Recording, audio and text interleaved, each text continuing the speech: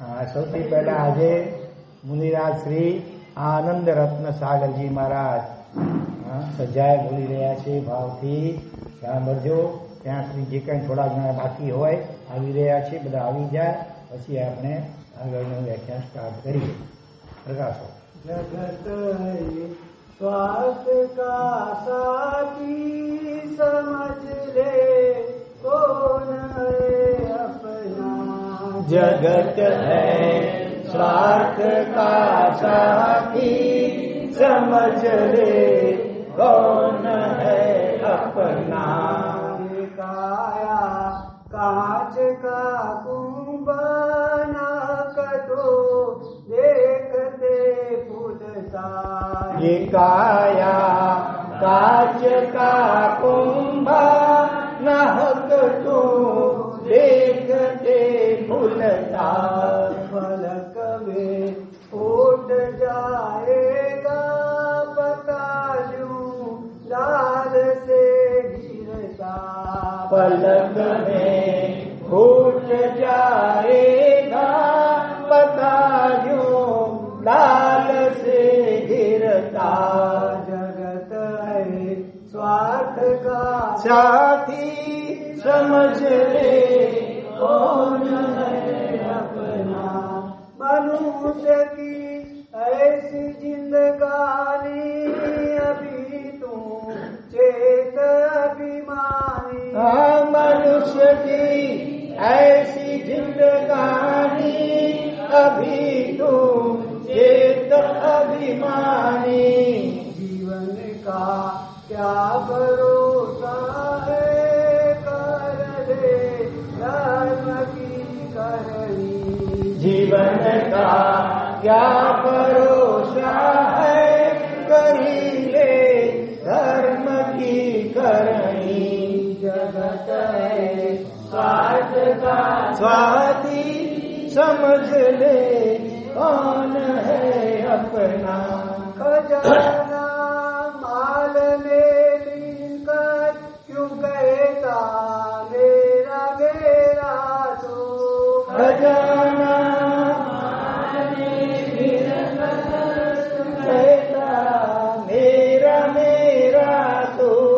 यहाँ सब छोड़ जाना है न आवे साथ कुछ तेरा.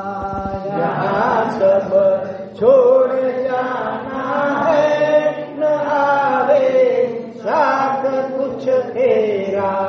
जगत है स्वार्थ का साथी समझ ले कौन है अपना. कुटुंब परिवार सुखदारा सुपन समा देख जग सारा.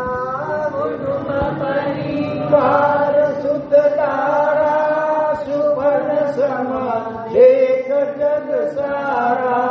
निकल जब हंस जाएगा उसी दिन है सभी न्यारा. निकल जब हंस जाएगा उसी दिन है सभी न्यारा. जगत है स्वार्थ का साथी समझ ले कौन है अपना. तरे संसार सागर को जपे जो नाम जिनवर को. तरे संसार सागर को जपे जो नाम जिनवर को. कहे खांति वही प्राणी हटावे कर्म जंजीर को. करे कांति कोई प्राणी हटावे कर्म जंजीर को. जगत है स्वार्थ का साथी समझ ले कौन है अपना.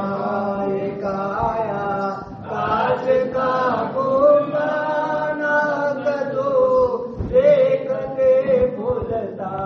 पलक में फूट जाएगा पता जो लाल से गिरता. जगत है स्वार्थ का साथी समझ ले कौन है अपना કહેવત છે સ્વાર્થ સરે એટલે વૈદ્ય પણ થાય ક્યારે રે દુનિયામાં જે ખરેખર શ્રેષ્ઠ સંબંધ ગણાય એવા માતા પિતા પણ ક્યારેક સ્વાર્થવશ ત્યાં દુશ્મન હોય એવું પણ વર્તન કરવા જોવા મળે. તિરિંચોમાં તો ક્યારે જોવા મળે, કૂતરી હોય તાજી વિયાયેલી હોય, બીજું ખાવાનું ન મળે તો બચ્ચાને ખાઈ જાય. સાપણ માટે પણ એવું સાંભળાયું છે. પણ મનુષ્યમાં શું એવું હોઈ શકે? એવું ક્વચિત હોઈ શકે. આ સંસારમાં કશું અશક્ય નથી. કર્મનો કોયડો એવો અલબેલો છે ખરેખર. એના અનુસંધાનમાં આજથી આપણે એક સાધ્વીજી ભગવંતની કરુણા રસ પ્રેરક અને પાછળથી વળી અહોભાવ પ્રેરક એવી અદભુત આત્મકથા આપ વીતી એનો પ્રારંભ કરવા જઈ રહ્યા છીએ. એ સાધ્વીજીના પોતાના શબ્દોમાં આપણે સાંભળીએ કે મને આખી જિંદગીમાં અત્યાર સુધી કાયમ એવું જ લાગ્યું છે કે મારા જેવું ખાલી જગ્યા 4.5 અક્ષર નહીં, 3 આખા ને 2 અડધા અક્ષર કદાચ આખા વિશ્વમાં કોઈનું એ નહીં હોય. સાવાશ, દુર્ભાગ્ય. તો હું નથી લાગતો ને કોઈને પોતાની જાત માટે કદાચ અત્યાર સુધી કાયમ એવું જ લાગ્યું છે કે મારા જેવું દુર્ભાગ્ય કદાચ આખા વિશ્વમાં કોઈનું નહીં હોય. ડગલે ને પગલે દુઃખો દુઃખો ને દુઃખો જ, ડગલે ને પગલે ચારે બાજુથી ધિક્કાર ધિક્કાર અને ધિક્કાર જ. સ્નેહ કોને કહેવાય એ મેં કદી અનુભવ કર્યો નથી. શું હતું મારું દુર્ભાગ્ય જાણવું છે? કેવા દુઃખો અને ધિક્કાર ભાવો મારા ઉપર વરસ્યા એ જાણવું છે? તો સાંભળો. હું જન્મી ત્યારે મારા મમ્મી પપ્પા ખુશ ન હતા. તેઓ ખૂબ દુઃખી થયા હતા. મારી મમ્મી મારા જન્મ નિમિત્તે ધ્રુસકે ધ્રુસકે રડી હતી. પીડાને કારણે નહીં, પણ બીજા જ કારણે. અને પપ્પાનું મોઢું પણ પડી ગયું હતું. પેંડા બેંડા વેચવાની વાત નથી, રાજી થવાની વાત નથી. પપ્પાનું મોઢું પણ પડી ગયું હતું. કારણ શું હશે? એક તો તેઓ મધ્યમ વર્ગના હતા અને એમાં 2 દીકરીઓ એમને થઈ ગઈ હતી. એમને ઈચ્છા હતી કે હવે દીકરાનું મોં જોવા મળે. સંસારમાં મોટે ભાગે આ અપેક્ષા હોય. દીકરો, કારણ કે દીકરો ઘડપણમાં શું બને? લાકડી બને. તો એવું આજકાલ તો બહુ ઓછું જોવા મળે. મારા દાદા દાદી પણ એવી જ ભાવના વાળા હતા. મમ્મી પપ્પા તો ભલે, પણ દાદા દાદી પણ એવી જ ભાવના વાળા હતા. પણ ધાર્યું તો બધાનું આ દુનિયામાં થાય છે જ ક્યાં? દીકરાને બદલે દીકરી તરીકે મારો જન્મ થયો. સાંભળ્યું છે કે સંતાન જન્મે ત્યારે એ ભલે રડે, પણ એના જન્મ નિમિત્તે આખો પરિવાર તો હશે. પણ મારા જન્મ વખતે તો ખુદ મારી મમ્મી પણ રડી, તો બીજાની તો શી વાત કરું. આનો ભાર અમારે વેઢાડવો પડશે. આના લગ્નનો ખર્ચો અમારે ઉપાડવો પડશે. એ બધી ચિંતાઓએ એમને મારા પ્રત્યે ભારે શું ઉભો કર્યો? 4 અક્ષરનો ઉભો કરાવ્યો, અણગમો. છતાં એમણે મને જીવવા દીધી, મારી ન નાખી. એટલું મારું ભાગ્ય ખરું. સૌભાગ્ય તો નહીં, ભાગ્ય ખરું હતું. અને તો આજકાલ તો બતાવી દે બરાબર. આખા પરિવારને મારી 2 મોટી બહેનો પ્રત્યે તો હજી પણ લાડ પ્યાર હતો, પણ મારા માટે તો કારણ કે હું ત્રીજી દીકરી, I was third daughter. વળી ભલે મારા અંગોપાંગ સુરક્ષિત હતા, પણ હું કેવી હતી? 4 અક્ષરની કદરૂપી. દુકાળમાં અધિક માસ જાણે. નાની બાળકીને જોઈને કોને રમાડવાનું મન ન થાય? આવડે છે ને નાના સ્કૂલના બાળકો ભલે જેવા હોય તેવા, પણ મને બધાને ગમે. પણ એવું મારા માટે ન હતું. અધૂરામાં પૂરું. દુકાળમાં અધિક માસ હજી. મારા જન્મ બાદ થોડા જ સમયમાં પપ્પાને આર્થિક નુકસાન ઊભું થયું. અને દાદાને પણ મોટી બીમારી આવતા એનો પણ ખાસો ખર્ચો ઊભો, એક પછી એક બધું નેગેટિવ ખર્ચો ઊભો થયો. નાનપણમાં જ ખુદ હું પણ નાની નાની બીમારીઓના કારણે નાના ખર્ચાઓની સતત કારણ બનતી. આ બધા એના કારણે મારા મમ્મી પપ્પા ખૂબ ભીંસમાં આવી ગયા હતા. એમના મનમાં એ વાત દ્રઢ થઈ ગઈ કે આ છોકરી કેવી છે, અપસુકન્યા. એટલે જ મને નભાવતા ખરા, પણ એમાં ક્યાંય 3 અક્ષરની નહીં, લાગણી નહીં. એક નાની બાળકી માતા પિતાના સ્નેહ વિના શી રીતે જીવી શકે? મને મમ્મી પપ્પા પાસે સ્નેહની ભૂખ હતી, પણ એ ન સંતોષાય. ઉલટું મારા સગા મારા બાપ તરફથી હું ખૂબ ધિક્કાર અને તિરસ્કાર જ પામી. ક્યારેક મમ્મી ઘરે સુખડી બનાવે તો બંને બહેનોને હોંશે ખવડાવે, પણ કોણ જાણે મને બોલાવે પણ નહીં, જાણે કે મારી સાવકી માં ન હોય. હું દૂરથી જોઉં, મને સુખડી ખાવાની ઈચ્છા તો થાય, અંતરમાં વેદના થાય કે મમ્મી મને પણ બોલાવે ને સુખડી આપે, પણ મમ્મી નિષ્ઠુર બની જતી. છેવટે ધીરજ ગુમાવી હું મમ્મી પાસે જતી, મમ્મી મને સુખડી આપને. એક ભિખારીની જેમ ભીખ માંગતી. ત્યારે મારી મમ્મી જે મારી સામે જોતી એ આંખો આજે પણ મને આમ ધ્રુસકે રડાવે છે. તું તો કેટલી ખાવધરી છે, ખાખા જ કર્યા કરે છે, એમ બોલીને કૂતરાને ટુકડો આપતી હોય એમ એકાદ ટુકડો ખાવા આપતી. અને મારી નજર સામે મારી બંને બહેનોને પોતે જાતે હોંશે ખવડાવતી. પક્ષપાત કેટલો જો! ત્યારે મારી ઉંમર નાની, પણ કોણ જાણે સમજણ ઘણી આવી ગઈ. થયું ભરાઈ જતું, ખૂબ રડવાની ઈચ્છા થતી. પણ બાળક તો મમ્મીના ખોળામાં માથું મૂકીને રડે ને, પણ મારા માટે શક્ય જ ક્યાં હતું. હું ત્યાંથી દોડીને બહાર નીકળી જતી, ટુકડો ખાતી અને દાદર ઉપર બેસીને ધુસકે રડતી. ક્યારેક અગાસીમાં જઈને રડતી, પણ મારા આંસુ લૂછવા કોઈ આવવાનું ન હતું. મારી 2 બહેનો પણ મને દરેક વાતમાં એકલી પાડી દીધી. એ બંને સાથે રમે, સાથે જમે, સાથે સ્કૂલે જાય, પણ હું બધે જ એકલી. હા, મને યાદ આવે છે કે એકવાર મેં પપ્પાની પાસે મમ્મીની ફરિયાદ કરેલી, પણ બહારથી કંટાળીને આવેલા અને મારા ઉપર પહેલેથી તિરસ્કાર વાળા પપ્પાએ ફરિયાદ સમજવાને બદલે મને જ એક તમાચો મારી દીધો, એક લાત પણ મારી. બોલો, તું મને શાંતિથી જીવવા દે વગેરે કહીને કાયમ માટે મને બોલતી બંધ કરી દીધી. મમ્મી પપ્પા દર રવિવારે ક્યાંક ફરવા માટે જાય, સાથે 2 બહેનોને લઈ જાય. શરૂઆતમાં હું પણ હોંશે તૈયાર થઈ ગયેલી, પણ મને સાથે આવતી જોઈને મમ્મી બોલી, તું ક્યાં આવે છે? હું ખચકાઈ, તમારી સાથે ફરવા. મમ્મી ગુસ્સે થઈ ગઈ, કોણે કીધું તને સાથે આવવાનું? રિક્ષામાં 4 જણ માંડ બેસી શકે, વળી ઘરે દાદા દાદી પાસે કોઈ તો જોઈએ ને, તું ઘરે રહે. અને હું દાદરા પાસેથી જ ભીની આંખે પાછી ફરી.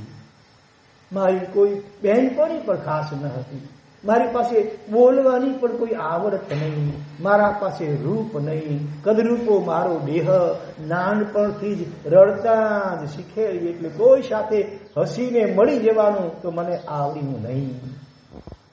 હું દેરાસરે જતી, પૂજા પણ કરતી. ભગવાન બધું સારું કરે છે એવું હું ક્યારેક સાંભળેલું, એટલે પ્રભુ પાસે ખૂબ ફરિયાદ કરતી, પ્રભુ તે મને સ્ત્રી અવતાર કેમ આપ્યો? એમાં ત્રીજી દીકરી તરીકે જન્મ શા માટે આપ્યો? એમાં વળી ખરાબ રૂપ કેમ? આવા સ્નેહહીન મા બાપ કેમ? તદ્દન સ્વાર્થખોર બહેનો કેમ? મધ્યમ વર્ગીય કુટુંબ કેમ? પ્રભુ તું મને કેટલા દુઃખ દેશે?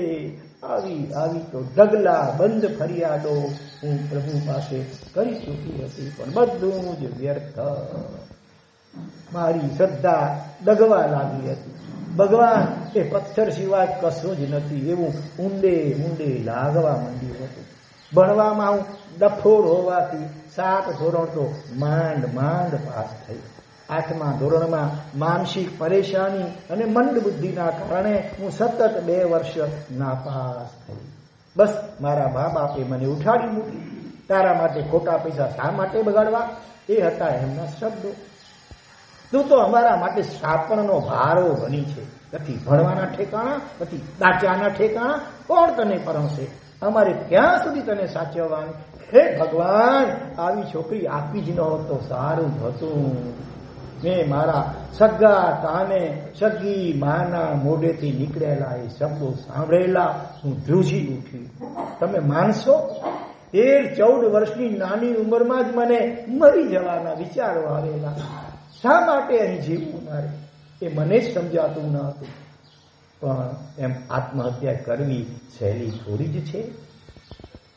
મારી ફરિયાદ હતી કે મારી માએ મને કાંઈ જ ના આપ્યું, મારા પપ્પાએ મને કાંઈ જ ના આપ્યું, મારી બહેનોએ, મારા દાદા દાદીએ, અરે છેવટે ખુદ ભગવાને પણ મને દુઃખ જ દીધું. ધિક્કાર હો આ બધા.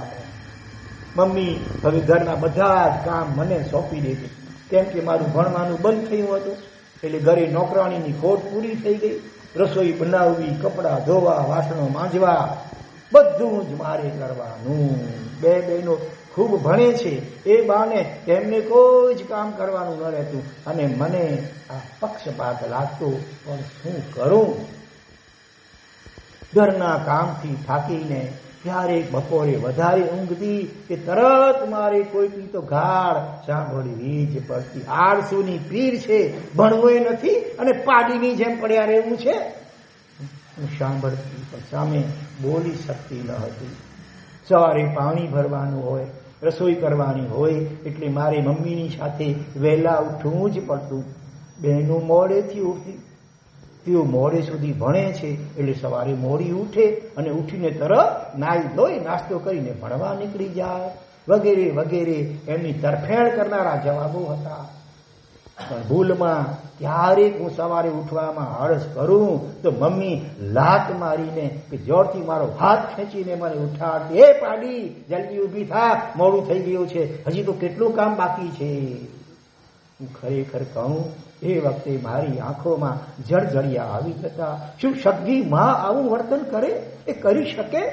સ્કૂલમાં સાંભળેલું કે જનનીની જોડ સખી નહીં લડે રે લોલ, એ શબ્દો શું માત્ર ગાવા માટે જ છે?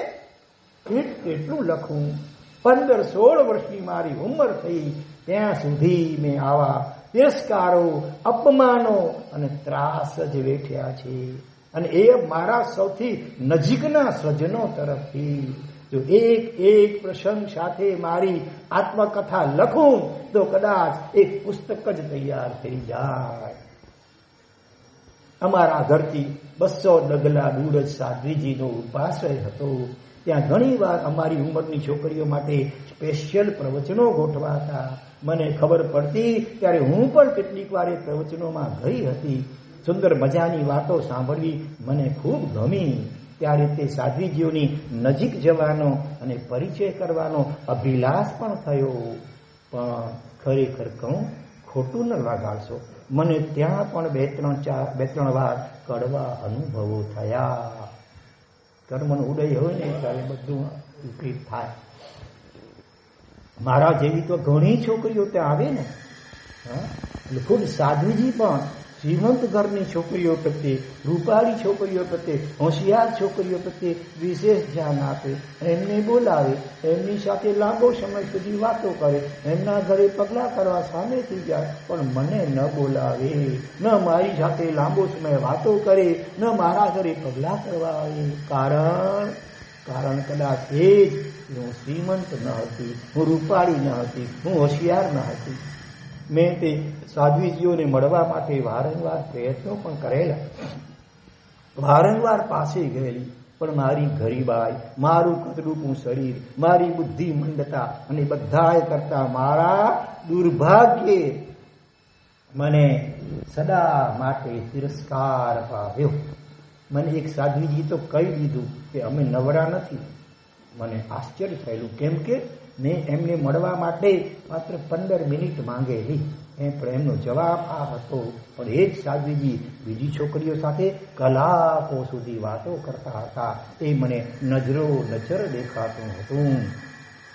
કોઈકે વળી મને જવાબ પણ લીધેલો કે તમે પેલા નાના સાધ્વીને મળી લો, જે કંઈ કામ હોય ને તે એમને જણાવી દો. મારે શું રીતે કહેવું કે મારા હૈયાની વરાળ કંઈ બધે કાઢી ન શકાય. તો ધીર ગંભીર પ્રવૃત્તિ હોય એને કહી શકાય. હું દુઃખો ઠાલવવા આવેલી ઉપાસએ પણ કડવા પ્રસંગો અનુભવીને બમણા દુઃખ સાથે મારે ઘરે પાછા ફરવું પડેલું. અલબત્ત 2-3 સાધ્વીજી પાસે જ આવા કટુ અનુભવ થયેલા, પણ મને તો તમામ સાધ્વીજીઓ તરફ શું થઈ ગઈ?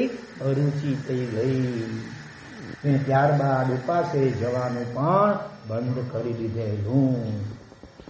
પણ ઉપાસે જવાનું બંધ કરી દેવાથી મારો સળગતો સંસાર ઠરી થોડો જ જવાનો હતો.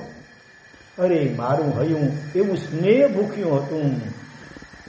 એ વખતે કોઈ છોકરો જો મને અપનાવવા તૈયાર થઈ જાય તો ભાગી જવા સુધીની પણ મારી તૈયારી હતી. આજે ઘણી વાર આવું જ બને છે.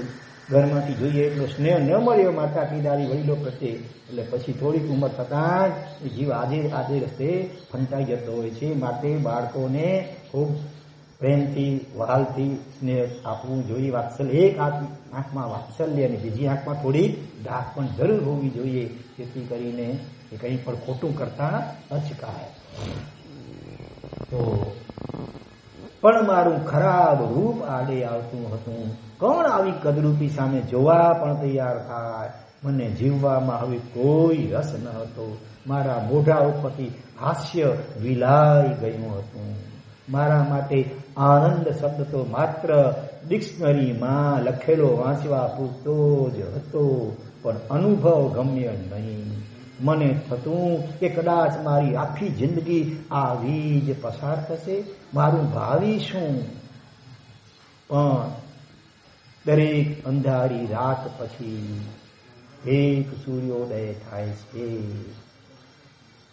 હવે યુ ટર્ન આવશે. પહેલા તો મેં વિચાર્યું કે આજે આટલું જ કહી દઉં, અને બીજો વિભાગ ઘણો લાંબો છે, એટલે વળી આજે આગળ વધીએ છીએ. તોય પૂરો તો નહીં થાય. 2 દિવસ તો ઓછામાં ઓછા લાગશે, 3 દિવસ પણ લાગે, વધુ પણ લાગી શકે. એટલે હું અત્યારે વિશેષ વિવેચન નથી કરતો, કારણ કે આ કથા છે મોટી બહુ. પણ આપણે ખાલી આટલા ઉપર થોડોક વિચાર કરીએ. સંસારમાં એમાં કાંઈ જ આશ્ચર્ય નથી. જ્ઞાનીઓએ ભગવાન પહેલેથી સંસારને કેવું કહ્યું છે? દુઃખ રૂવે, દુઃખ ફલે અને દુઃખાણું બંધે. સંસાર દુઃખ રૂપ છે વર્તમાનમાં, એનું પરિણામે ફળ પણ દુઃખ રૂપ છે, અને પરંપરા પણ દુઃખની જ ચાલે. મોટે ભાગે વચમાં ક્યાં સહેજ આપણે કલ્પેલું, માની લીધેલું આભાસી સુખનો ચમકારો જરાક થાય ન થાય, અને સુખ પાછો હાથ કાઢી દઈને ચાલ્યો જાય. માટે આવા સંસારને જ્ઞાનીઓએ પહેલેથી પસાર કર્યો છે. એમાં જરાય અતિશયોક્તિ નથી, પણ મોહનીય કર્મને આધીન થયેલો આ જીવ બિચારો ભૂલી જાય છે. થોડી ઘણી અનુકૂળતા આવી મળે અને એમાં એવો લટ્ટુ બની જાય, અને એવા એના કેફમાં કે મદમાં કે નશામાં કેટલા એવા પાપો કરી નાખે ચીકણા, જ્યારે એ ઉદયમાં આવે ત્યારે આવી રીતે રાતા પાણીએ રડવા છતાં કોઈ આશ્વાસન સુદ્ધા આપનાર ન હોય. જે પોતાના કેવા એ જ એકદમ પારકા બની જાય. દુશ્મન જેની સગા મા બાપ, દાદા દાદી, સગી બહેનો, યાવત સાધ્વીજી ભગવંતો પાસેથી પણ એમને હકીકતમાં એમનું પોતાનું કર્મ એવું હતું એટલે બન્યું. અને એને કારણે પછી જીવ આખી દુનિયા માટે, બધા જ માટે નેગેટિવ અભિપ્રાય બાંધી લે. આખી દુનિયા કેવી છે? 420 યાવત ભગવાન ઉપર ગુસ્સો આવી ગયો ને. આમાં જોયું ને, ભગવાન પર પથ્થર છે. આ મારા માટે આટલા બધા દુઃખ, ભગવાન દુઃખ આપે છે ભાઈ? દુઃખ કોણ આપે છે? કોઈ જીવ, માતા પિતા જવાબદાર છે અહીંયા. હકીકતમાં તો આપણા જીવે ભૂતકાળના ભવોમાં અત્યારે જે માતા પિતા, બહેનો વગેરે છે ને, દીદીઓ વગેરે બધા પ્રત્યે અત્યંત નેગેટિવ વર્તન કર્યું જ હશે ચોક્કસ. કારણ વગર કોઈ કાર્ય થતું હોતું નથી. માટે આ વાત ઘૂંટી ઘૂંટીને મગજમાં બેસાડવા જેવી છે. વર્તમાનમાં આપણા જીવનમાં જે કોઈ આપણી પ્રત્યે આડું વર્તન કરતો હોય, અવળું વર્તન કરતો હોય, નેગેટિવ બોલતો હોય, અંતરાયો નાખતો હોય, ટીકા ટિપ્પણી કરતો હોય, આપણે સારું કરવા હોય આપણે કંઈ ન બગાડી તોય એટલે સ્વાભાવિક રીતે આપણને ઊંડે ઊંડે પણ એના ઉપર અભાવ, અરુચિ, દ્વેષ, નફરત થઈ જાય. પણ એ વખતે ખરેખર ભગવાનની વાણી યાદ આવવી જોઈએ કે આ તો નિમિત્ત માત્ર છે. એ જીવ તે નક્કી આશામાં જીવ પ્રત્યે ભૂતકાળના કોક ભાવમાં, જરૂરી નથી કે નેક્સ્ટ આગલા જ ભાવમાં 5, 15, 25, 50, 100,000 ભાવ પહેલા પણ એ આવું નેગેટિવ વર્તન કર્યું જ હશે તો જકાર પૂરો કહી શકીએ. આમાં શેડવાડમાં શું કહીએ, કદાચ શેડવાડમાં શેડવાડ હોય છે ક્યાંક. એટલે કારણ વગર કાંઈ હોય જ નહીં. કાંટા લાગી ગયા છે તો ક્યારેક બાવળના બીજ આપણાથી હવાઈ ગયા છે અજ્ઞાન અવસ્થામાં. હવે જો વળી પાછા આપણે દ્વેષ કરીશું, ટીકા ટિપ્પણી કરશું, વિરોધ સ્વામી જીવનો પ્રતિકાર કરશું, બદલો લેવાની વિચારણા વગેરે કરશું તો વળી પાછા આના કરતા ખતરનાક પાપ કર્મો પાછા રિચાર્જ થઈ જશે એમાં. ને એના કટુ વિપાક ભવોના ભવો સુધી ચાલ્યા જ કરશે. માટે હવે જાગ્યા ત્યાંથી સવાર અજ્ઞાન અવસ્થામાં ભૂતકાળમાં ભૂલો થઈ ગઈ તો થઈ ગઈ. હવે આ ભૂલોનું પુનરાવર્તન કરવા દેવું નથી. હવે મારા કોઈ જીવ પ્રત્યે દ્વેષ કરીને કે બદલો લેવાની વિચારણા કરીને કોઈ નવા ચીકણા કર્મ મારે ઊભા કરવા જ નથી. અને જો કરીશું તો હરી પાછું કર્મ ને નહીં શરમ કોઈની ભલે ને હોય તું ભણેલો તીર્થંકરો ચક્રવર્તીઓ રાજા બાજા બેઠા કોઈને કર્મે છોડ્યા નથી. માટે જ્ઞાનીઓ પોકારીને કહે છે બંધ સમયે ચિત્ત ચેતીએ રે ઉદયે સ્યો સંતાપ.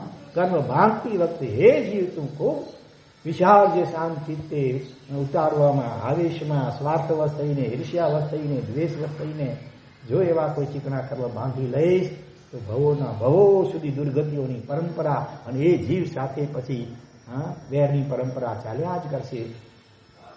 ક્યાંક એક પાક્ષિક ને ક્યાંક ઉભય પાક્ષિક સામ સામે વેર તો બહુ ખતરનાક હોય.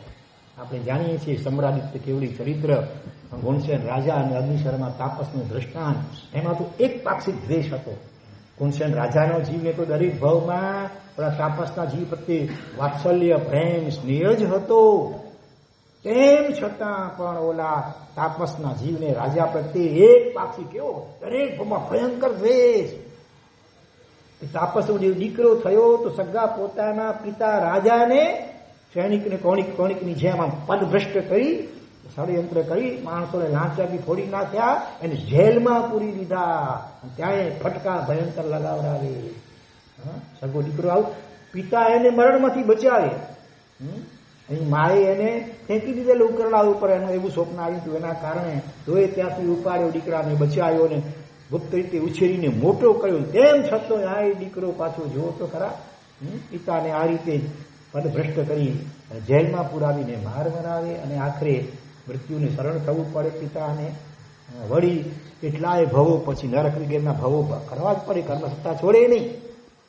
ઓલી વ્યક્તિ ક્ષમતા રાખે એ ઉપરના દેવલોકમાં ઉપર જતી જાય. અને જે દ્વેષ કરે અને ભવ મારી નાખવાનું, રાજાના જીવને ભવ મારનારો થાણો, આવું છે ભયંકર નિયામો કરી નાખ્યું હતું. લાખો વર્ષ પર માંસ ખમણ પારણે, માંસ ખમણ પારણામાં પણ એક જ ઘરે એક જ વાર જવું, ઉપરાઉપરી 2 વાર પારણું સુકાઈ ગયું સંજોગ વસાત તોય જેને ક્ષમતા રાખી હતી એવા પણ એ અગ્નિશર્મા તાપસના જીવને ઉપરાઉપરી ભવિતવ્યતા વસે 3જી વાર પારણું માંસ ખમણ ચૂકાઈ ગયું. સળંગ 90 દિવસના ઉપવાસ થઈ ગયા હતા. અને કુદરતનું કરવું નિમિત્ત જ એવા બનતા આવ્યા. રાજાએ ખૂબ ચીવટ રાખી હતી છતાં કુદરત ક્યારેક ભાન ભૂલાવી દે. ભવિતવ્યતા 3જી પારનું ચૂકાઈ ગયું. પહેલી વાર મસ્તકની ભયંકર વેદનાને કારણે, બીજી વાર એ જ રાત્રે રાજાની પટરાણીએ પહેલી વાર પુત્ર રત્ન જન્મ આપ્યો. તેની ખુશાલીમાં નાચતા ઝૂમતા તન ચૂકાઈ ગયું પારનું. અને 3જી વાર શત્રુ રાજાએ અચાનક હુમલો કર્યો તો રાતના સમયે, અને યુદ્ધની તૈયારી શરૂ થઈ ગઈ. અને એમાં ઓલો આવે છે અને હાથી ઘોડા આ બધું જોઈને અધવચ્ચે પાછો ફરી ગયા છે. નક્કી રાજા કંઈક ને કંઈક બાના કાઢી મને મારી નાખવા માટે પ્રયત્ન કરી રહ્યો છે. નાટક કરે છે ભક્તિ દેખાડવાની કે ભાઈ પારણ કરવા જરૂર પધરાજો વગેરે વગેરે, પણ હજી પોતાની અવળચંડાઈ આ ભૂલ્યો નથી. નાનપણમાં તો મારા કદરૂપા શરીરના કારણે મને ખૂબ હેરાન પરેશાન રંજાડ્યો એને, પણ હજી પોતાની કે વાંદરો બુઢો થાય પણ ગુલામ ભૂંકે ભૂલે. હા પણ ખેર એ સમજતો હશે કે આ ડબલો પતલો આ શું કરી શકે તપસી તાપસ મને, પણ હવે હું પણ એને જોઈ લઉં. મારા આ લાખો વર્ષના આ માસ કમળ વગેરેની તપસ્યા વગેરેનું જે કંઈ પણ ફળ હોય તો એ ફળ સ્વરૂપે ભવ આ રાજાના જીવને મારનારો થાણ, આવું ઘોરાથી ઘોર નિયાણું બાંધી લીધું. ગુરુની વાણીને પણ આને ગણકારી નહીં, અને અખરે નિયાણા મરી કરીને એક વાર તો ભવનપતિ અલકી કોટીનો દેવ થયો, અને રાજાનો જીવ વૈરાગથી વાસી થઈ ધ્યાનમાં ઉભો છે. આવતીકાલે દીક્ષા લેવી છે એવા ભાવ સાથે ધગધગતી લાલચો રેતીનો વરસાદ વરસાવીને એને મારી નાખે છે. એવી સ્થિતિમાં પણ મુકાયેલો રાજા બધા જીવોને ખમાવે છે, વિશેષ કરીને અગ્નિશર્મા તાપસને યાદ કરીને ખૂબ પશ્ચાતાના ભાવ સાથે વારંવાર ખમાવે છે. અને આખરે ક્ષમતાપૂર્વક આયુષ્ય પૂરું કરી પહેલા વૈમાનિક દેવલોકમાં દેવ થાય છે. બીજા ભાવમાં હમણાં કહ્યું એમાં પિતા પુત્ર ત્રીજા ભાવમાં, પછી ઓલાના નરકના ભાવ થતા જાય, તેની ગતિના ભાવ થતા જાય, પણ વળી કોક ભાવમાં હજારો ભાવ પછી પણ પાછળ ભેગા થાય અને મા દીકરો તરીકે એ ભાવમાં સગી માતા પોતાના દીકરાને પાળી નાખવા મારી નાખવા ગર્ભમાંથી પ્રયત્નો કરે છે, અનેક ઔષધિઓ વગેરે લે છે, પણ એનું આયુષ્ય બળવાતું બચી જાય છે. અને રાજા એને પોતાના દીકરાને ગુપ્ત રીતે ઉછેરીને મોટો કરે છે. આગળ જતા વૈરાગ્યવાસી થઈને દીકરો દીક્ષા લઈ લે છે, સાધુ બની જાય છે, તો એ સગી માં એનો દ્વેષ ઓછો થતો નથી. બોલો. અને સાધુ બની ગયેલા એ પોતાના દીકરા મહારાજને ઝેર આપી ભોજનમાં અને મારી નાખે છે. બોલો. મરીને પોતે તો નીચેની નરકમાં જાય, પણ તે વખતે પણ દીકરો આચાર્ય બની ગયો હતો. બોલો. અને એને ઝેરી કંસાર બનાવીને નાટક કરે છે, જાણે પોતાને બહુ પસ્તાવો થયો છે. 1 મહિનો સુધી સત્સંગ માટે પોતાના નગરમાં રોકે છે, અને પછી છેલ્લે દિવસે હવે બસ તમારા માટે મેં ખાસ બનાવી, ભલે થોડો આધાર કરીને તમને લાગશે, દોષ લાગશે મારા માટે, પણ મહેરબાની કરી તમે જ વાપરજો, ભલા તમે જ વાપરજો. એવું નાટક કરે છે. એટલે ઓલા મહાત્મા સરળ અને એના ભાવ જોઈ કરી એના સંતોષ ખાતર થોડુંક વાપર્યું, અને પેટમાં ઝેર ભયંકર વ્યાપી ગયું, અને રામ રમી ગયા. લોકોને ખબર પડી ગઈ, લોકો એને તિરસ્કાર કર્યો, મરી કરી નીચેની નરકમાં ગઈ. ઓલા સમતા ભાવે આવી સ્થિતિમાં પણ સમતા રાખીને તમારા જીવ પ્રત્યે દ્વેષ કરતા નથી. મારા પોતાના જ કર્મ કોક ભાવમાં મેં કંઈક એના પ્રત્યે અવળું કર્યું હશે, માટે આ થાય છે, એમ સમતાપૂર્વક ઉપરના દેવલોકમાં વળી કેટલાક ભાવ પછી આગળ જતા એ પતિ પત્ની બને છે. એ ભાવમાં પત્ની પોતાના પતિને સમુદ્રમાં મુસાફરી કરતી વખતે ધક્કો મારી દે છે અને સમુદ્રમાં મારી નાખવા પ્રયત્ન કરે છે. ભાગ્ય યોગ્ય એને પાટિયું મળી જાય છે, સામે પહોંચી કરીને દીક્ષા લઈ લે છે. અને કુદરતનું કરું સમુદ્રમાં એવા તોફાન જાગીને એના વાણ પણ ત્યાં જ જઈ પહોંચ્યા, અને પોતાના પતિને જીવતો જોઈને વળી પાછું સાધુ વેશમાં જોઈને એનો ક્રોધ ભભૂકી ઉઠે છે. સાવસેવ ધારમાં ઉભેલા પોતાના પતિ મુનિને ચારે બાજુ લાકડા ગોઠવી દીવારથી ચાંપીને સીધા સળગતા મારી નાખે છે. એ વખતે પણ મુનિનો આત્મા પોઝિટિવ જ વિચારે છે. વિચારો જે પણ આત્મા હોય, આંખો તો બંધ હતી પણ આયા બળી રહી, જે પણ હોય ભગવાન એને સદબુદ્ધિ આપો, એનું ભલું થજો. વિચારો મારા નિમિત્તે કેટલો કર્મ આ જીવે બાંધ્યા. આવું પોઝિટિવ વિચારે છે, અને પરિણામે ક્ષમતાપૂર્વક ઉપરના દેવલોકમાં જાય, અને ઓલી જે મરીને નરકમાં નીચેની નરકમાં જાય. વળી આગળ કેટલાય ભવો પછી સગા ભાઈ તરીકે બંને જન્મે છે. એ ભવની અંદર પણ એક ભાઈને બીજા પ્રત્યે સ્નેહ અને બીજાને આના પ્રત્યે એકદમ ભયંકર દ્વેષ જ છે. અને આખરે કમાઈને પાછા ફરતા રસ્તામાં ઝેરી ભોજન પોતાના ભાઈને ખવડાવીને મારી નાખે છે. હા, વળી નરકમાં દેવલોકમાં કેટલાય ભવ પછી વળી પિતરાઈ ભાઈ તરીકે ભેગા થયા છે, ત્યાંય આવું કરે છે. વળી ક્યાં વળી પાછા પતિ પત્ની તરીકે થયા ત્યાંય એમ લગભગ 9 ભવોમાંથી 6 ભવોમાં તો મારી જ નાખે છે જુદી જુદી રીતે. તો પછી હવે કર્મ ઘણું ઓછું થઈ ગયું હતું, એટલે પછીના 3 ભવોમાં પણ મારવાના પ્રયત્ન તો કરે છે, પણ મારવામાં સફળતા મળતી નથી. અને આખરે ઉત્તરોત્તર ક્ષમતા વધતા 9મા ભવે રાજાનો જીવ સમ્રાડિત્ય નામને કેવલી ભગવંત બને છે. એ ભવમાં પણ ઉત્સર્ગ કરેલો અગ્નિશર્મા તાપસના જીવે. બોલો. અને ઓલો સાથે નરકમાં કેટલી વાર ઉત્પન્ન થઈ ભયંકર દુઃખો ભોગવી, અનંતકાળ સુધી કિરંજ ગતિ વગેરેના પણ દુઃખો ભોગવે, અને પછી એનું માન ઠેકાણું પડશે. એટલે આમાંથી ખાસ આપણે સમજવા જેવું છે, પ્રેરણા લેવા જેવી છે. કોઈ પણ જીવ આપણા પ્રત્યે આડું અવડું વર્તન કરે છે, આપણે કાંઈ સારું જ કરીએ છીએ છતાં ઈર્ષ્યાથી ટીકા દ્વેષ કરે છે, ટીકા કરે છે, નિંદા કરે છે. નક્કી સમજવું કોક ભાવમાં એ જીવને મેં હેરાન કર્યા જ હશે. હા, હવે વળી પાછું દ્વેષ કરશું તો પરંપરા લાંબી ચાલશે. એના કરતા આ હિસાબને હવે અહીંયા સમાપ્ત કરવો હોય તમને 4 વાક્યો અંગ્રેજીમાં મંત્રાક્ષરો શીખવાડ્યા, બરોબર ને? કયા રિપીટ કરશું? આઈ એમ. એને મનથી યાદ કરી લો એ જીવને અત્યારે, અને હૃદયપૂર્વક કોશિશ કરો. છતાં શરૂઆતમાં ઊંડા ભાવ નહીં પણ આવે, દ્રવ્યથી પણ તમે પ્રયત્ન કરો. આઈ એમ વેરી સોરી, હું ખૂબ દિલગીર છું, પ્લીઝ ફોરગીવ મી, મહેરબાની કરી મને માફ કરો. થેન્ક યુ વેરી મચ, તમારો ખૂબ ખૂબ આભાર. આઈ લવ યુ, હું તમને ચાહું છું.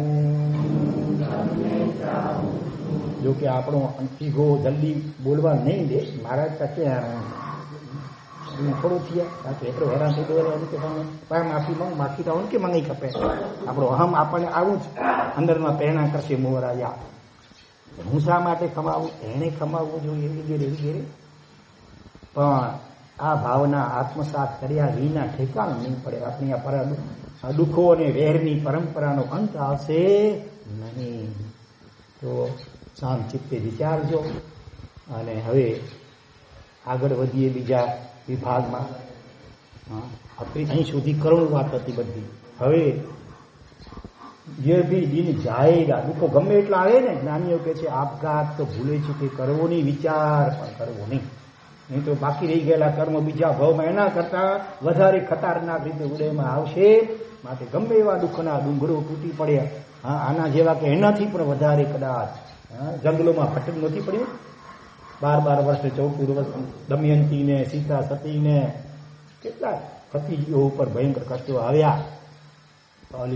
અંજના સુંદરીને પતિએ પહેલી રાતે તિરસ્કાર કરી મૂક્યો 22 વર્ષ સુધી.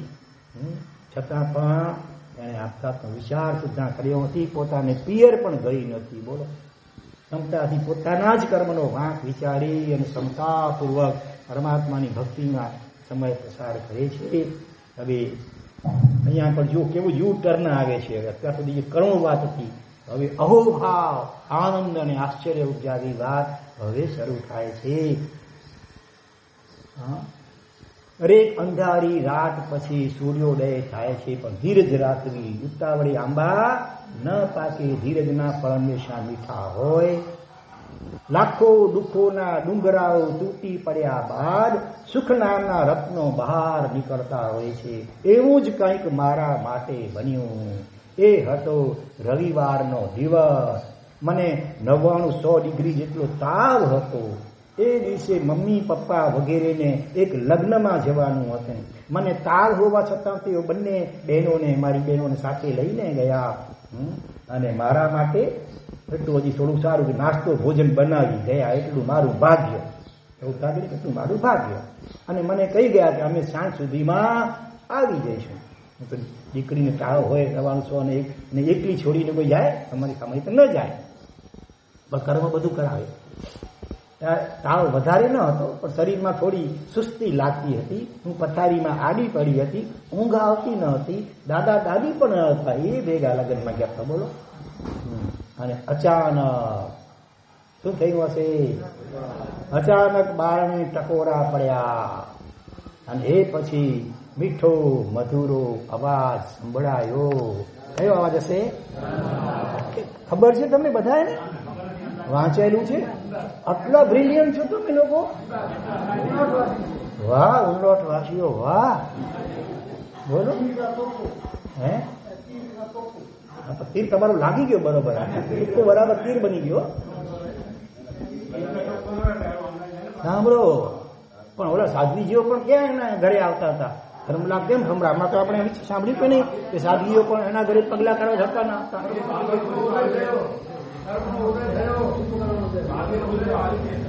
સાંભળો, આમ તો અમારે ત્યાં સાધુ સાધ્વી ક્યારેક ક્યારેક ભાગ્યે જ વરપા આવતા, એટલે આ કઈ મારા માટે નવું ન હતું. ધર્મલા શબ્દ પહેલા સાંભળ્યો તો હતો, પણ કોણ જાણે આજના આ શબ્દમાં કોઈક અલૌકિક મધુરતા હતી, ગજબનું આકર્ષણ હતું. શબ્દ શબ્દમાં ફરક છે. કોઈ શબ્દ ઘાવ કરે ને કોઈ શબ્દ ગાયને રૂજાવી નાખે. તલવાર કે શસ્ત્રના ઘા રૂજાવા સહેલા છે, પણ વાણી કે શબ્દના ઘા ઘણી વાર જિંદગીભર રૂજાતા હોતા નથી. કોઈક શબ્દ દાવાનાળ સળગાવી દે ને કોઈ શબ્દ એકદમ દાવાનાળને શાંત કરી મૂકે.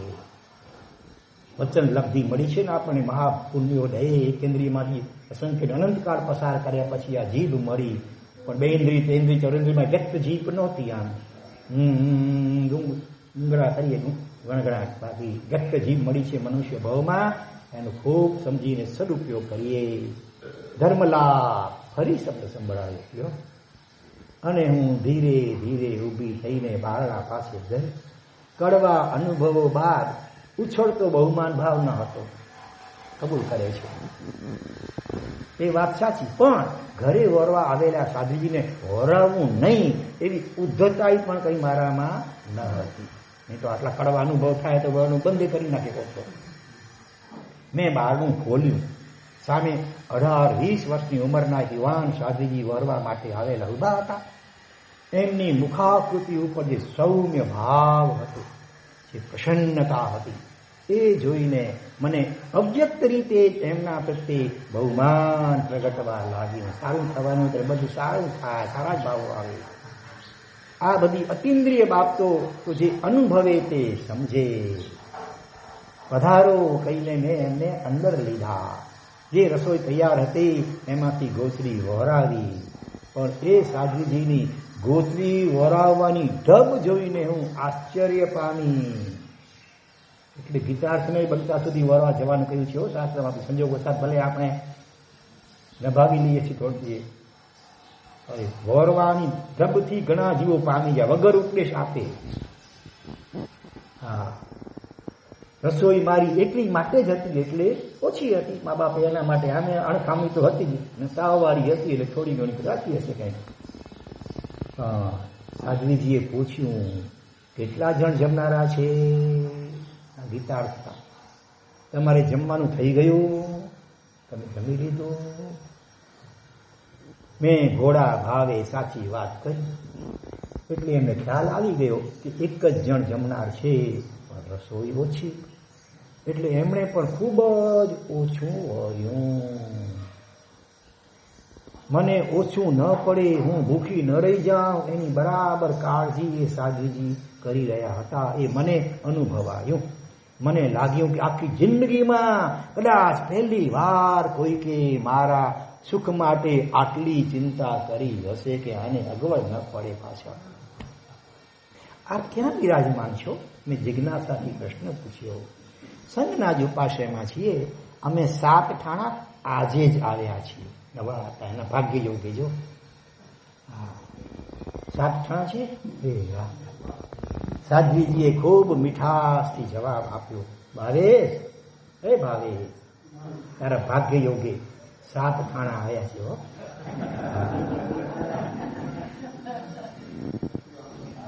રોકાવાના છો? મેં ફરી પૂછ્યું. મેં રોકાવાના છો? મારું આકર્ષણ વધતું જતું હતું. હા, લગભગ મહિનો રોકાવાનું, 5 મહિના રોકાવાની ધારણા. એમાંથી 2 પૂરા થવા આવે. હા, તો અમારા ગુરુજી રોજ પ્રવચન પણ આપવાના છે. તમે પણ એમાં આવી શકો હો ભાવેશ. તમારી ઉંમરના બહેનો માટે અને ભાઈઓ માટે ખાસ પ્રવચનો પણ ગોઠવ્યા છે. એમણે મને આમંત્રણ આપ્યું. આમ તો પૂર્વે 2-3 અનુભવો થયેલા, પણ આ વખતે મને કંઈક અલગ જ ભાવ થતા હતા. ચોક્કસ આવીશ. શું સમય છે? મેં પૂછ્યું.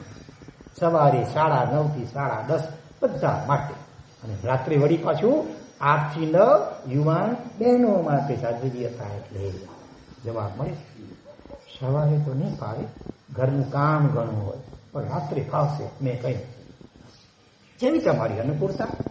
જવાબ આપી સાધુજી નીકળી ગયા.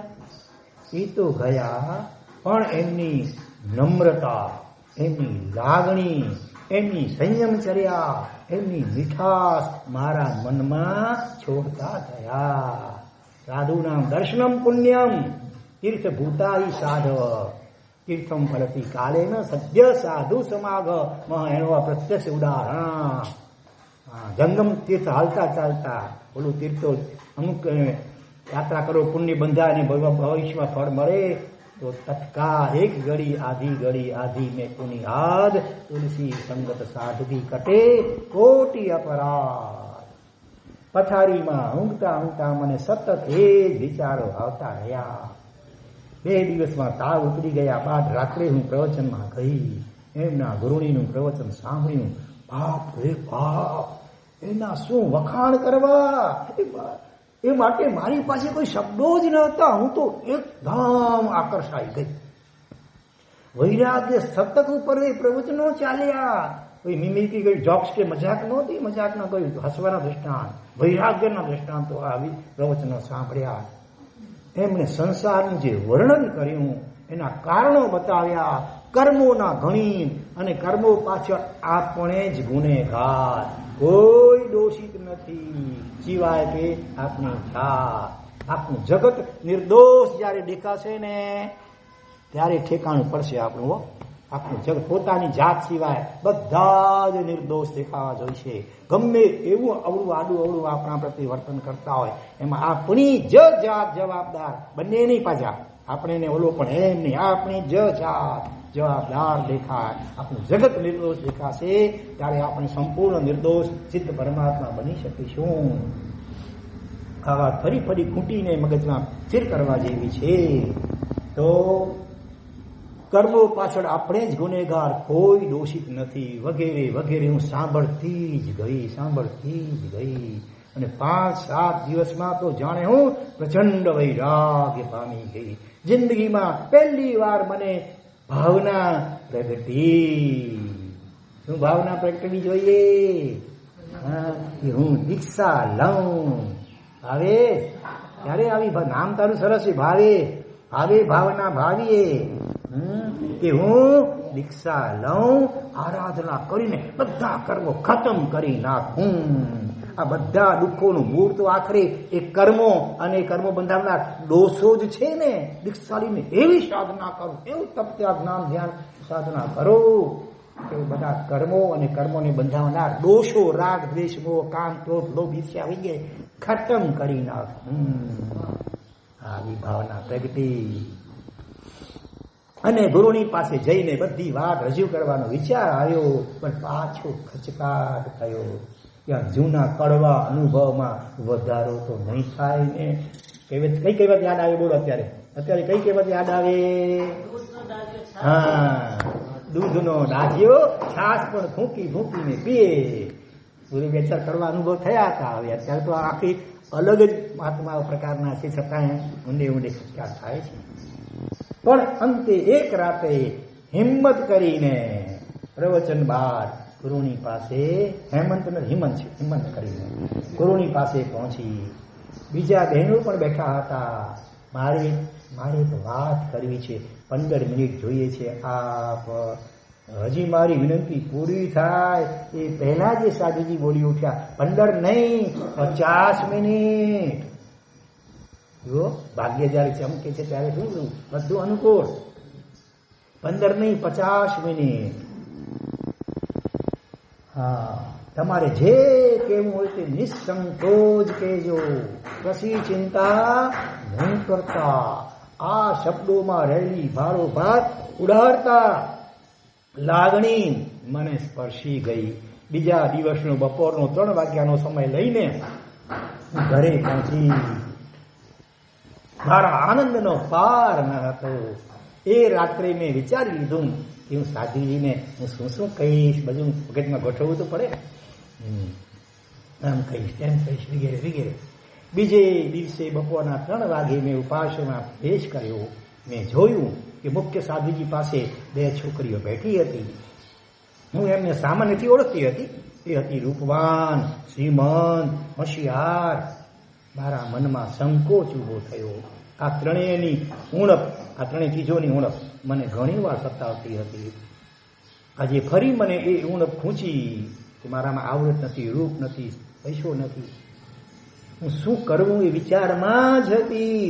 ત્યાં તો મુખ્ય સાધુજીની નજર મારા ઉપર પડી અને 2 છોકરીઓ સાથેની વાતચીત અટકાવીને મધુર સ્મિત સાથે વિથ સ્માઇલિંગ ફેસ મને કહ્યું, આવાશે.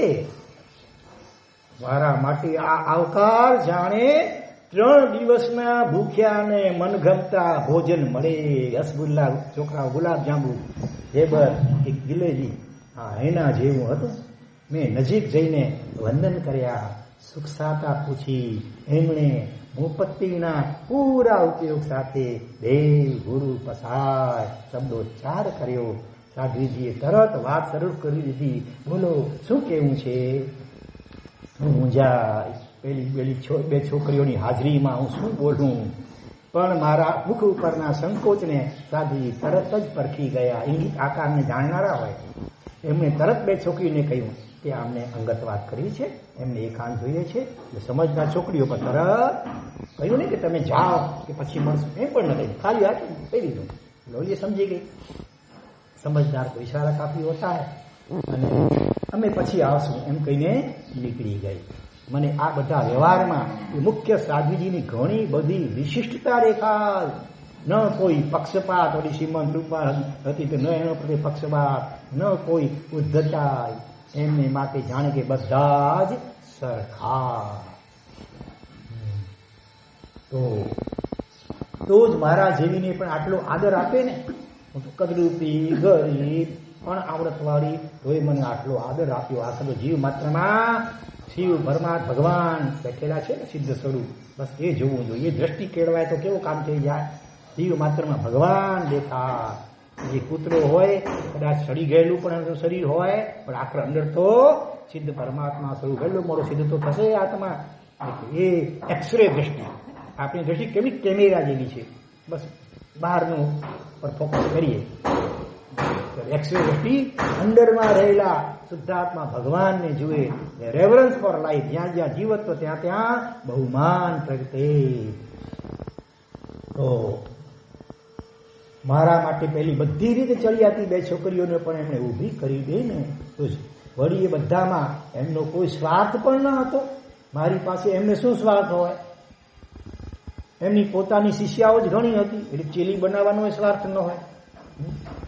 એ પાછી બધી શિષ્યાઓ કેવી હતી? વિનયી, વૈયા, વચ્ચી અને સંયમી. એટલે મારી એમને જરૂર હોય એવું પણ ન જ હતું. વળી પાછો એ પ્રશ્ન તો હતો જ કે મારામાં હતું શું કે એમને મારી અપેક્ષા હોય કે મને બોલાવે પ્રેમથી ને એમને ઉઠાડે. મેં નજીક બેસી ધીમા અવાજે કંઈક સંકોચ સાથે રજૂઆત કરી. મારી ઈચ્છા દીક્ષા લેવાની છે. આપના પ્રવચનો સાંભળીને એમ થાય છે કે હવે મારે સંસારમાં રહેવું નથી, પણ આપ મને સ્વીકારશો? હું મધ્યમ વર્ગની છું. મારું રૂપ તો તમે જોઈ જ રહ્યા છો. મારી બુદ્ધિ પણ તીવ્ર નથી. હા, હું સેવા કરી શકું છું અને ઘરે પણ એ જ કરું છું, પણ મારા જેવીનો ભાર તમે ઉપાડશો? આટલું બોલતા બોલતા મારો અવાજ ભીનો થઈ ગયો, આંખો પણ ભીની થઈ ગઈ. સાધ્વીજી બોલ્યા, દીક્ષા માટે શ્રીમંતાઈની, રૂપની કે બુદ્ધિમત્તાની નહીં, પણ શેની જરૂર છે? 3.5 અક્ષરની. 3.5 અક્ષરની સ્ત્રીલિંગ વાચક શબ્દ છે. 3.5 અક્ષરની પાત્રતા. પાત્રતા, લાયકાત. લાયકાતમાં આ બધું નથી આવતું. શું છે? સમર્પણ ભાવ, નમ્રતા, આજ્ઞાંકિતપણું, આ બધું જોઈએ. તો એ પાત્રતામાં પણ મુખ્ય ગુણ કયો છે? હમણાં બોલ્યા તે વૈરાગ્ય. પાયામાં આ વૈરાગ્ય જોઈએ. શરૂઆતમાં કદાચ દુઃખ ગર્ભિત કે મોહ ગર્ભિત ભલે હોય, પણ આગળ જતા સત્સંગથી જ્ઞાન ગર્ભિત વૈરાગ્યમાં પરિણમી શકે છે. સંસાર તરફ વૈરાગ્ય જાગી જાય અને વ્રતો પાળવાની તાકાત આવી જાય એટલે એને દીક્ષા ચોક્કસ અપાર. વળી બેન, હું માત્ર આત્માને જોવાનો પ્રયત્ન કરું છું, બાહ્ય સ્વરૂપને જોવાનું મને ગમતું નથી. જો હું પણ આ બધું જોઉં તો પછી હું ગુરુ તો નહીં પણ સાધ્વી તરીકે પણ લાયક ન ગણાવ. એટલો સ્પષ્ટ ખુલાસો કરી દીધો. જો મારી તો ફરજ છે કે મારી પાસે જે આવે એને એની યોગ્યતા પ્રમાણે મોક્ષ માર્ગમાં આગળ વધારવો, બસ. બીજું કશું મારે જોવાનું જ નથી. એટલે તું એવું કશું જ ન વિચારતી. મારા માટે મારી બધી જ શિષ્યાઓ સમાન છે, રૂપાળી કે કદરૂપી, શ્રીમંત કે ગરીબ, હોશિયાર કે ભોઠ અથવા ઠોઠ. હા, કોઈ પણ શિષ્યા માટે મારા હૈયામાં મેં ભેદભાવ ઉત્પન્ન થવા દીધો ન થવા દેવા માટે અતિ સખત પુરુષાર્થ કર્યો છે, સંકલ્પ કર્યો, ભગવાનને પ્રાર્થના કરી ને લગભગ સફળ થઈ છું. મારે મારી પ્રશંસા ન કરવી જોઈએ, પણ તારા મનમાં જે ખોટી છાપ છે ને એ દૂર કરવા માટે જ મેં આ ખુલાસો કર્યો છે. હા, બધા જેમ સારા નથી હોતા તેમ બધા જ ખરાબ પણ નથી હોતા. બેન, એક વાત પૂછું, અને પ્રવચનો ગમ્યા એ તો બરાબર, પણ એટલા માત્રથી આટલું જલ્દી વૈરાગ્ય જાગી જાય એ તો આશ્ચર્ય છે. પહેલી વાત છે, કેટલા જ તમાશાઓ સાંભળીએ છીએ વ્યાખ્યાનો, ક્યાં માયલો જાગે છે, વૈરાગ્ય જાગે છે. ક્ષણિક કદાચ આવું ક્યારેક સાંભળી જાય તો જે દરવાજા પાસે પહોંચ્યા ન પહોંચ્યા ત્યાં તો બાસરી ભવન થઈ જાય. હા, આવી વાત હોય છે મોટે ભાગે. હા, તો પ્રવચનો ગમ્યા એટલા માત્રથી જલ્દી વૈરાગ્ય થઈ જાય એ તો આશ્ચર્ય છે. બીજા પણ કોઈ નિમિત્તો હોય એવું મને લાગે છે. તાજી બહુ વિચક્ષણ છે, સમજી ગયા. તને ઉચિત લાગે તો તું મને એ જણાવી શકે. આગ્રહ નથી કરતા. તને ઉચિત લાગે તો તું મને જણાવી શકે કે શા માટે તને આટલો જલ્દી વૈરાગ્ય થયો. આ સમ્રાટ કેવી ચરિત્રમાં નવે ભાવમાં પેટા કથાઓ આવે અને એમાં આવું મોટે ભાગે હોય કે કોઈ આચાર્ય મહારાજ 4 જ્ઞાનના ધારક હોય કે અધિજ્ઞાનના ધારક હોય, ઘણા બધા શિષ્યો 500 શિષ્યો વગેરે પણ હોય, અને એ પધાર્યા અને સામે રાજાનો જીવ જે પણ હોય, હા, એનો આ પ્રતિભા વગેરે જોઈને અનુમાન કરે કે આ તો કોઈ ખાનદાન કુળમાંથી આવ્યા લાગે છે, કોઈ રાજા કે રાજકુમાર કે શ્રેષ્ઠી વગેરે હશે. આ ભરી અવસ્થામાં એમને વૈરાગ્ય કેમ થયો હશે? એટલે પૂછે નમ્રતાથી, આપને વૈરાગ્ય કેમ થયો? વળી પછી પોતાના વૈરાગ્યની ઓલી વાત કરે. તમે પણ હવે આવું કરતા શીખો જરા. કોઈ પણ સાધુ સાધુ ભગવાન ચોમાસામાં કે શેષકાળમાં મળે, બીજી વાતો કરો કે ન કરો અથવા ઓછી કરો, પણ આ વાત જરૂર કરજો. બરોબર? હે, તમારી જિજ્ઞાસા સાચી હોય તો આપે મળે, અને કદાચ કોઈ ન આપે. બધા એક સરખા ન હોય ને, તમે જોયું ને આમાં પણ. તમે એટલા માત્રથી બધા માટે નેગેટિવ નહીં ભાગી લેતા. કદાચ ક્યારેક કડવો અનુભવ થાય, પાંચ આગળ સરખી ન હોય, પણ સામે આવા પણ હોય ને ઉત્તમ આત્માઓ. જો ને કેટલી કઈ હદની ઊંચાઈ છે આ સાધુજી ભગવંતની. ચોથા આરાના આ છે વાત તો અહીંની, પણ લાગે કે આ તો મહાદેવ ક્ષેત્રના સાધુજી ભગવંત હશે. આટલી હદની બધી લાગણી, નમ્રતા અને વિવેકના ઉચિતનું પાલન. હા, મેં કહ્યું આપને કહેવામાં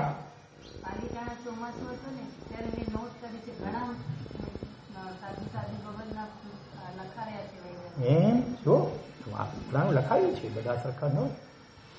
તો આપણે પોઝિટિવ હંમેશા દ્રષ્ટિ રાખવાની, પોઝિટિવ ભાર રાખવાનો. ક્યારેક કડવો અનુભવ પણ થાય. 5 આંગળીઓ ક્યાં સરખી હોય છે? આપણે સગા ભાઈઓ કે સગા બે બહેનો હોય, ટ્વિન્સ હોય, એમાં નથી એવો તરતમતા હોય પણ, એટલે એમાં કંઈ આશ્ચર્ય નથી.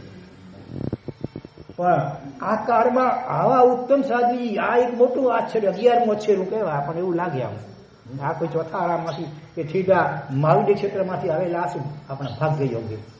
મેં કહ્યું આપને કહેવામાં મને કોઈ જ વાંધો નથી, પણ કહીને મેં આજુબાજુ રહેલા સાધ્વીજીઓ તરફ નજર કરી. મુખ્ય સાધ્વીજી સમજી ગયા. ચાલો આપણે ઉપરના હોલમાં બેસીએ. બધાની વચ્ચે કહેતા સંકોચ એમ કહીને શિષ્યાઓને જણાવી અને એ મને ઉપાસના ઉપરના હોલમાં લઈ ગયા. અમે બંને બેઠા. મારા મનમાં 15 વર્ષનો આખો ભૂતકાળ રમવા માંડ્યો. એ અપમાનો, તિરસ્કારો, ધિક્કારોની અઘન વર્ષા મને ફરી રજાડવા લાગી. જીવનમાં પહેલી વાર મને કોઈક મારું સ્વજન લાગતું હતું, અને એમની પાસે હું મારું હૈયું ઠાલવવાની હતી. હા, તો હળવું થયા ને, ઘડી લઈએ, દુઃખ ઠાલી લઈએ કોઈ આપતા વ્યક્તિ પાસે, તો હળવું થઈ જાય. અને મેં શરૂઆત કરી, ગુરુજી હું ખૂબ અભાગીની છું. બસ હું આટલું જ બોલી શકી અને ગળે ડૂમો ભરાઈ ગયો. આંખોમાંથી ચોધાર આંસુ વહેવા લાગ્યા. હું મારી જાતને રોકી ન શકી. હું બે હાથમાં માથું છુપાવી અને હિંચકા ભરી ભરીને રડવા લાગી. સાધ્વીજી પળભર તો અવાચક બની ગયા, પણ એ જમાનાના જાણકાર અને અનુભવી હતા. એમણે મારા માથે હેતાળ હાથ ફેરવવા માંડ્યો. ઓ ભગવાન, મને પહેલી વાર લાગ્યું કે મને મારી સગી શું મળી ગઈ? માં મળી ગઈ. અપાર વાત્સલ્ય, અદ્ભુત સ્નેહ એ સ્પર્શમાં મેં અનુભવતો. બેન, રડવાથી શું વળશે? સંસાર છે જ એવો કે એમાં દુઃખ ન હોય તો જ આશ્ચર્ય. આપણે કરેલા પાપોના કારણે આ દુઃખો આવે છે. બીજા કોઈને એમાં પ્રત્યે દ્વેષ નહીં કરવાનો કે દુનિયા 420 છે કે બધા આવા છે, અથવા વાય મી, મને જ આવું કેમ થાય છે. નહીં, આપણે પોતે જ જવાબદાર છીએ. હવે જો રડશે ને, આર્ત ધ્યાન કરશે તો નવા પાપો બંધાશે અને વળી નવા દુઃખો આવશે. આપણા દુઃખોના કારણે જે રડીએ એ આર્ત ધ્યાન કહેવાય, અને દુઃખમાં નિમિત્ત બનનાર પ્રત્યે દ્વેષ કરીએ તો એ રૌદ્ર ધ્યાન કહેવાય. આર્ત ધ્યાન તિરંજ ગતિનું કારણ મુખ્યત્વે, રૌદ્ર ધ્યાન એ નરક ગતિનું કારણ છે. તો માટે આવું ન કરા. ચાલ, શાંત થઈ જા અને જે હોય તે કહી દે. સાધ્વીજીએ કહ્યું, છતાં 2 મિનિટ તો મારું રુદન ચાલુ જ રહ્યું. છેવટે મન કાંઈક હળવું બન્યું અને મેં મારી દાસ્તાન સાધ્વીજીને કહી સંભળાવી. 15 વર્ષમાં સગી માં, સગા બાપ વગેરે તમામ તરફથી મને શું મળ્યું, હું કેવી પુણ્યહીન છું, એ બધું જ મેં કહ્યું. મેં છેલ્લે કહ્યું. અડધો કલાક સુધી એક ધારી રીતે હું બોલતી જ રહી. સાધુજી બિલકુલ થાક્યા વિના, કંટાળ્યા વિના સાંભળતા જ રહ્યા. કોકના દુઃખને શાંતિથી સાંભળવું ને એ બહુ મોટી મહત્વની વાત છે. મેં જોયું કે એમની પણ આંખોમાં શું બાજી ગયા હતા? ટીપા બાજી ગયા હતા. અને કેમ ન બાજી? મેં તો મારી માં બનવા, એ તો મારી માં બનવાના હતા. વિશ્વના સકલ જીવોનું માતૃત્વ પ્રત્યેક સાચા સંયમીમાં શું હોય? વિશ્વના સકલ જીવોનું માતૃત્વ, માં બનવાનો ભાવ. તો આવા ઉત્તમોત્તમ સાધ્વીજીમાં પણ હોય છે ને એ ભાવ તો. અને મેં છેલ્લે કહ્યું, આવા સંસારમાં રહેવાનો રસ મને ક્યાંથી હોય? મને આત્મહત્યાના વિચારો પણ આવેલા, પણ આપ મળ્યા. લાગ્યું કે આત્મહત્યા કરતા દીક્ષાનો માર્ગ શ્રેષ્ઠતમ છે. મરી જાય છે આજકાલ, પણ આ યાદ આવતું નથી. તો નાનપણમાં સત્સંગ થયો હોય તો ભાવ આવે. તો અહીંયા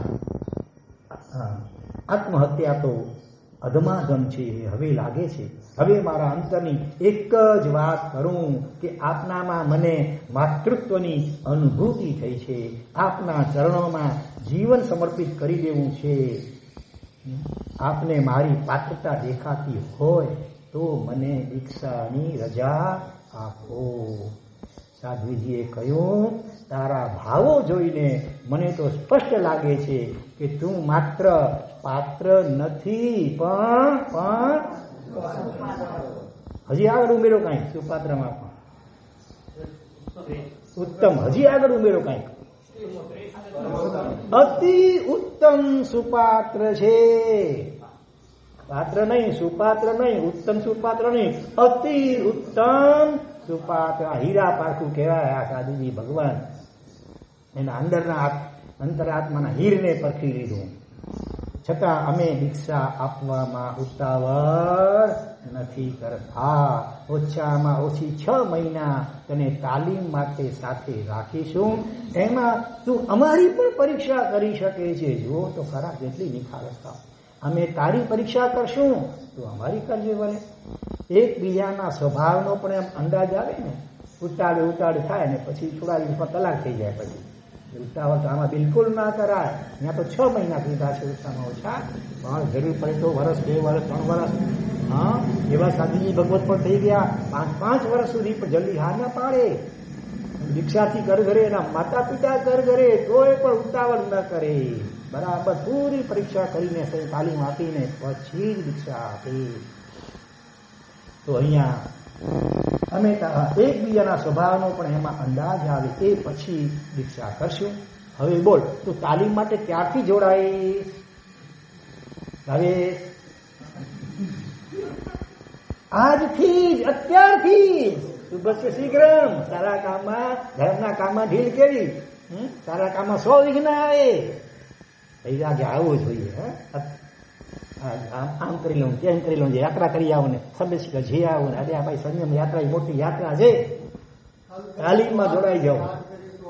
હા, કાલ કરીશું આજ. હા, પણ નવી પેઢી શું કે છે, કાલ આજ કરીશું, કલ કરો ને કલ કરો. સો ભાવેશ કે છે પરસો, इतनी क्या जल्दी है, अभी तो जीना है बरसों, अभी तो हम जवान हैं, 56 साल हुआ है, मतलब वन में से पन में आ गए, 56 52 માંથી 56 માં આવી ગયા છીએ. એટલે ભાઈ છે જીવનના ભરોસા કાંઈ, હજી સંસારના અભરકા મનમાં રમ્યા કરે છે જીવ. મોહનીય કર્મ નાચ નચાવે છે જીવને. હો, મેં ઉતાવળમાં જવાબ આપી દીધો ને સાધુજી હસી પડ્યા. તને તો ભારે તડપ છે દીક્ષાની, પણ એના માટે મમ્મી પપ્પાની રજા તો લેવી પડશે ને. તું એક કામ કર, મમ્મી પપ્પાને મારી પાસે લઈ આવ, હું એમની સાથે વાત કરીશ. કે છે કે મારા સાહેબ તમને બોલાવે છે. અને હવે શું કરશો? ઘડિયાળ કે છે ઇન્ટરવલ પાડો આજે જરા. મમ્મી પપ્પા સ્વભાવ તો તમે જાણો છો. હવે એની સાધ્વીજી સાથે કેવી ચર્ચા થાય છે, હા પાડે છે, ના પાડે છે, વગેરે વગેરે. હજી આગળ જોરદાર છે, એકદમ જોરદાર છે. લગભગ અડધે પહોંચ્યા છે કદાચ, હજી અડધું બાકી છે. એટલે વિશેષ અગ્રે વર્તમાન વિનાદના રૂપમાં